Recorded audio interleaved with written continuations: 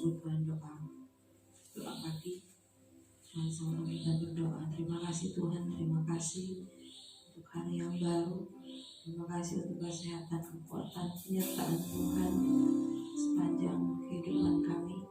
Kami melihat kasih setia Tuhan yang tidak pernah berhenti Engkau curahkan dalam kehidupan kami. Pagi hari ini Tuhan, kami datang membawa setiap syukur kami kepadamu. Pimpin kami Tuhan. Ya Allah, Engkau kerinduanku. Ya Allah, Engkau kerinduanku. Selalu ku cari wajah-Mu Tuhan, seperti tanah yang kering rindukan air. Demikianlah jiwa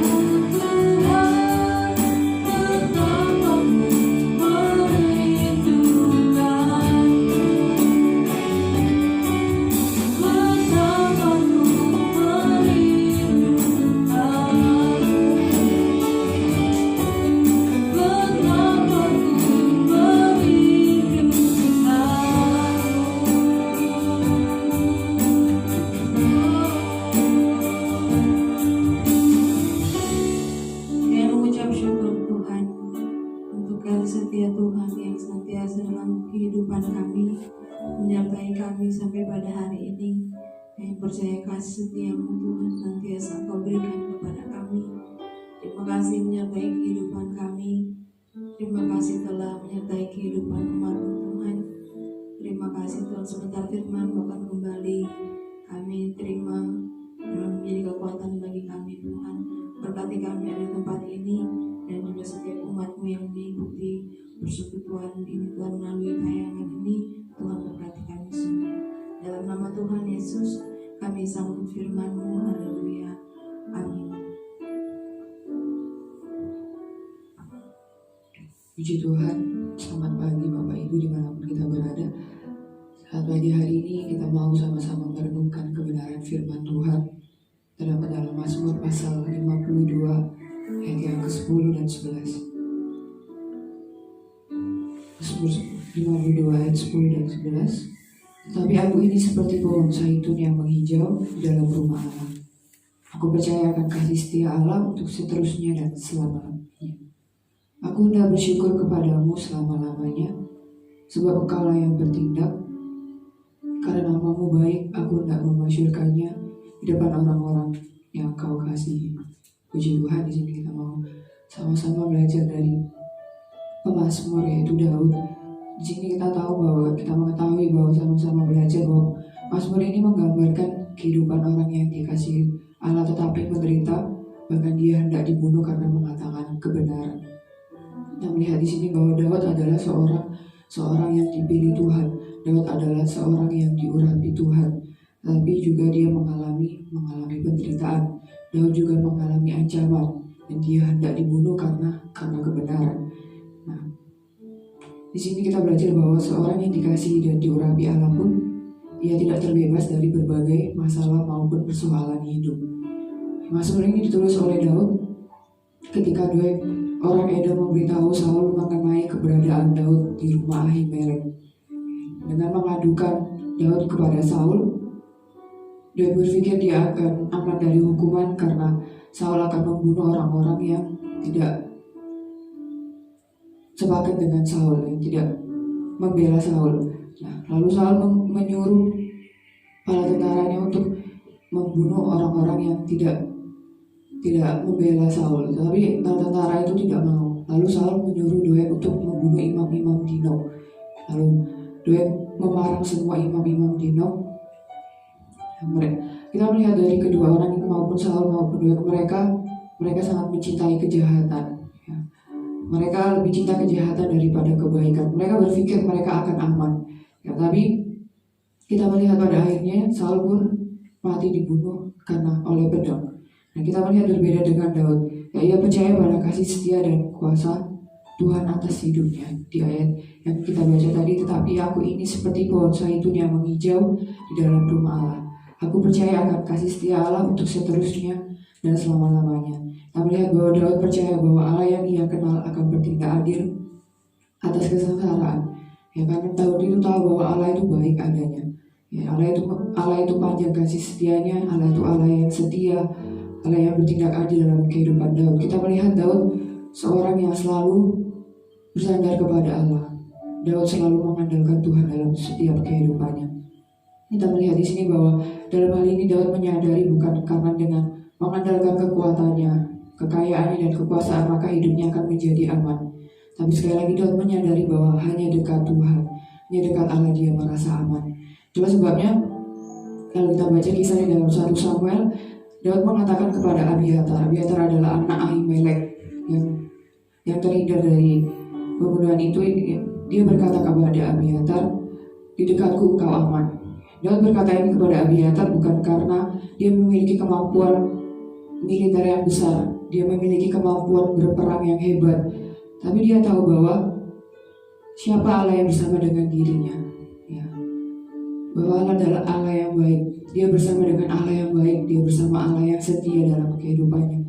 Sebab itu dia berkata kepada Abiatar, di dekatku engkau aman, karena Daud bersandar kepada Allah. Lalu Abiatar menjadi pengikut Daud. Ya Allah, di sini kita melihat bahwa Daud juga berkata, Allah akan membuatnya aman dan kokoh seperti pohon zaitun yang menghijau. Ya, kita melihat bahwa pohon zaitun adalah pohon yang memerlukan waktu yang lama untuk bertumbuh. Pohon ini melambangkan keindahan kekuatan, kedamaian, kelimpahan, bahkan berkat ilahi. Ya, ia yakin bahwa tidak ada kekuatan apapun yang akan mengubah rencana Allah bagi hidup Daud. Ya, ketika Daud bersandar kepada Allah. Kita melihat di sini bahwa orang-orang yang dengan iman serta kasih berdiam di rumah Allah, yang bersandar kepada Allah, percaya kepada kasih setia Allah, yang akan menjadi seperti pohon zaitun yang menghijau di sana. Ya, firman Tuhan mengatakan orang fasik dikatakan tumbuh mekar seperti pohon aras yang menghijau, yang memiliki banyak daunnya, tapi tidak menghasilkan buah dan tidak berguna. Nah, kita melihat bahwa orang fasik digambarkan seperti pohon ara yang tidak berguna dan tidak berbuah. Berbeda dengan orang yang selalu bersandar kepada dengan Tuhan, selalu percaya kasih setia Tuhan seperti Daud yang selalu merindukan Tuhan, selalu menjadikan Tuhan tempat pengungsian kota bentengnya. Dia seperti pohon zaitun, di mana dia mendapat kekuatan yang daripada Allah, berkat yang daripada Tuhan, kelimpahan yang daripada Tuhan, kedamaian yang daripada Tuhan.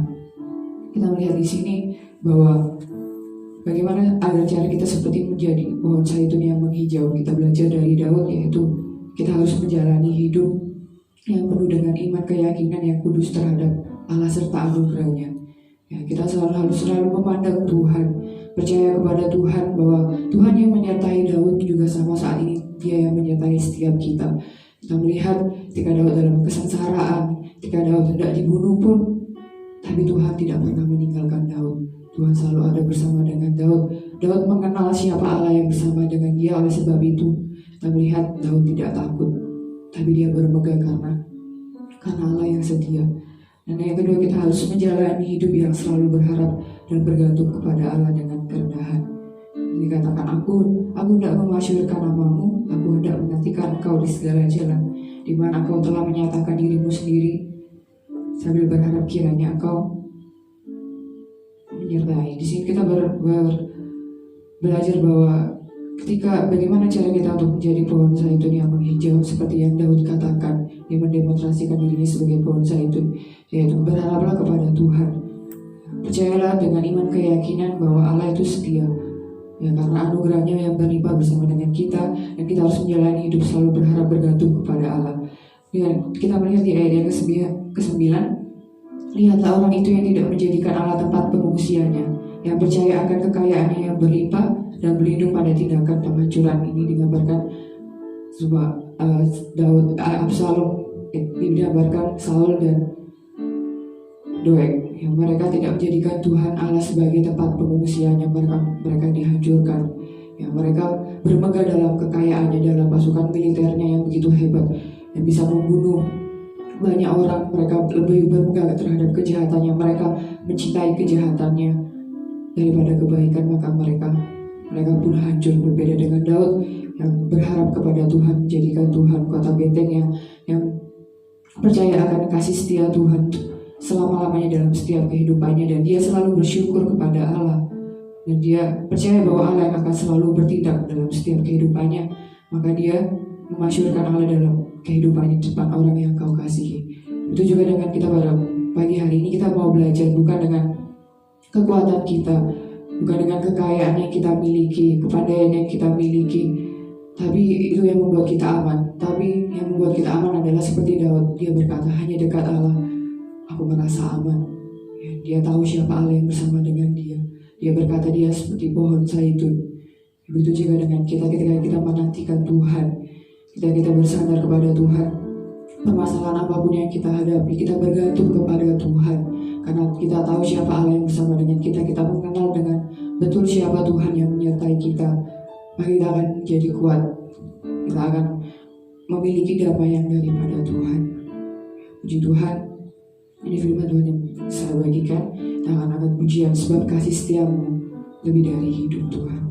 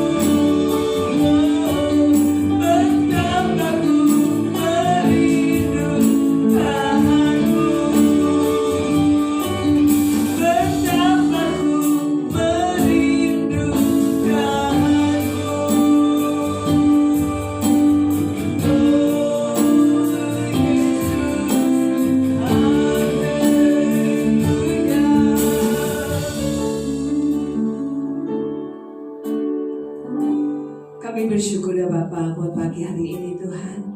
Kami bersyukur Tuhan ketika kami boleh merasakan kasih Tuhan yang senantiasa baru dalam hidup kami. Bahkan setiap pagi dari tempat ini Tuhan, kami boleh merindukan, jiwa kami merindukan Engkau Tuhan, mengisi kehidupan kami.